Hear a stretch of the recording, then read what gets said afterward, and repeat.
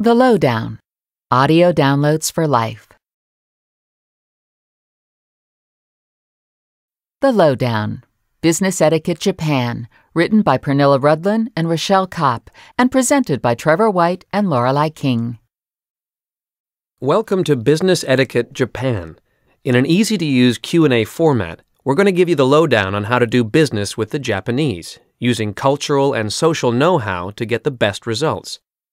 Now, this isn't a tourist guide, and it's not an explanation of how Japan came to play such a prominent role in the world economy. It's a quick and easy teach-in for people who are doing business with the Japanese and who want to build successful working relationships with them.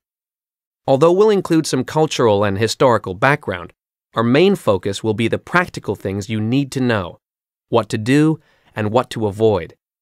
There are some important rules to follow in order to avoid causing offense and to ensure that things go smoothly.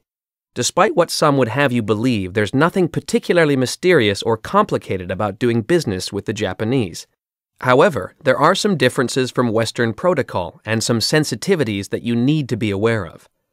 First, we'll talk about Japanese communication style and how Japanese build relationships.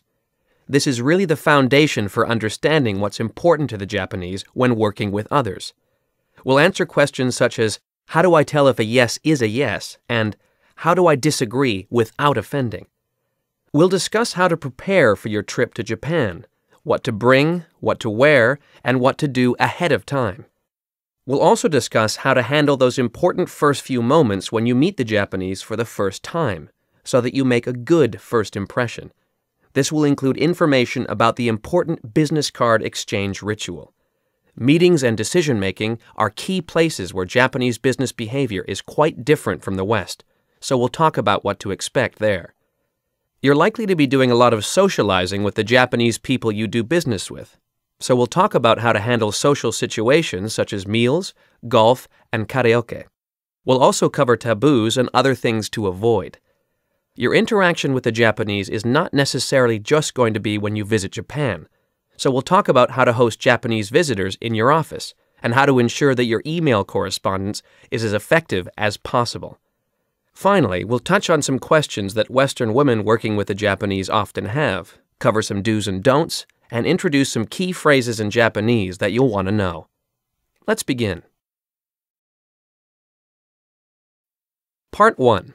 A bit of background. You've probably heard that the Japanese are very particular about etiquette, and indeed, that's true. But why is it that etiquette is so important to them? It starts with the native Japanese religion, Shinto, which places an emphasis on purity and ritual.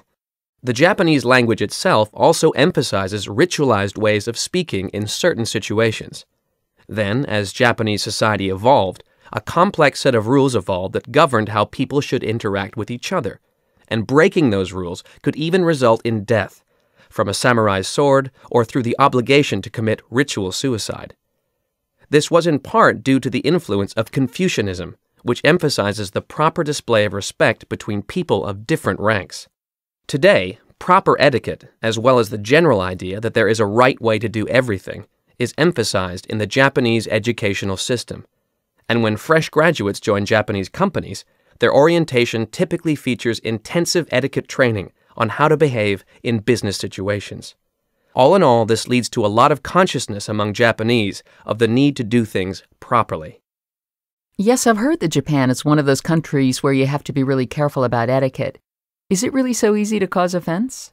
Etiquette is important to Japanese people, but actually, as a foreigner, you do have a get-out-of-jail-free card.